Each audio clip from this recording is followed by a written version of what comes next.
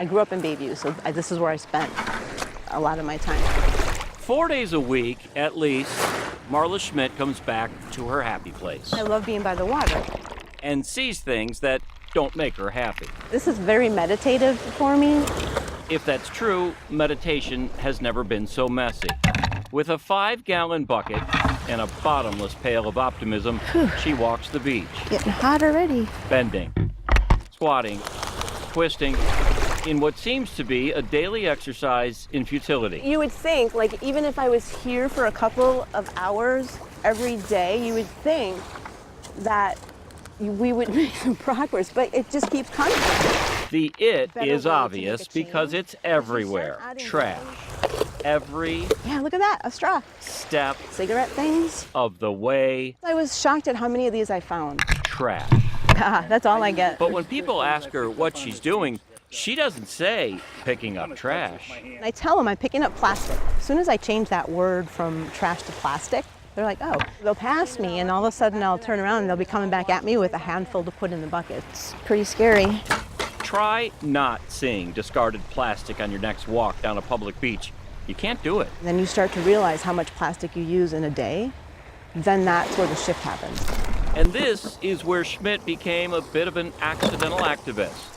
Because of all the plastic strewn about the beach, there's one item in particular she hopes to abolish altogether: the plastic straw. I've been saving some of the straws. Back home, Too many. for the past year, Right? It's a little sad. Schmidt separates and catalogs what she calls her A lot of these things. catch of the day and post it to a Facebook page of the same name.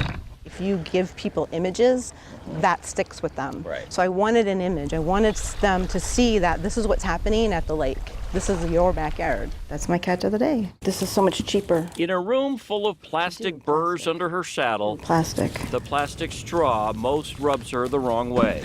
Mostly because she finds them 99.9% unnecessary. Wow, amazing. Yeah. So she started appealing to local restauants to stop using them. She's a go-getter. Andy Larson is the owner of Bowls in Milwaukee's Walker's Point neighborhood, and one of the first area restaurateurs to follow Schmidt's request to go without plastic straws.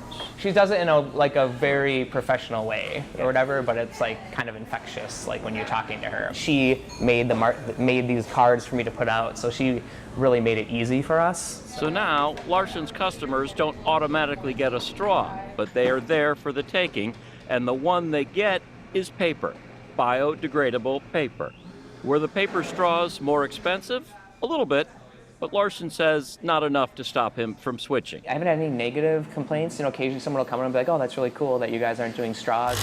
Also hoping people will find it cool is the Wisconsin Entertainment and Sports Center.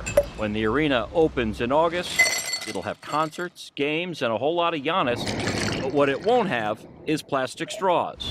People will have access to the straws, they're just not going to be plastic straws. It's a small thing, but one arena officials see as part of the bigger picture, their social contract with the city. We're caretakers of the Bucks. They're going to be in the community for a long time. I think this is just a part of the process. There's food packaging that is going to be compostable. We're sourcing a good number of our product from the food and beverage and from the state of Wisconsin, so cut down on carbon emissions and carbon footprint as well. The amount of pollution we're leaving on our beaches is hard to swallow. The Alliance for the Great Lakes says the vast majority of that trash is food items, utensils, straws, plastic cups. And the vast majority of that trash is plastic. You can understand the need to reduce the numbers.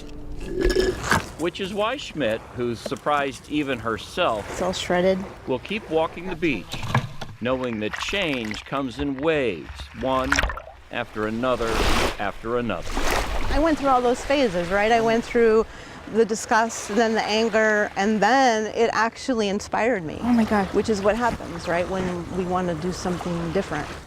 That at the end of the day, companies follow the money, and so where you spend it is how you vote.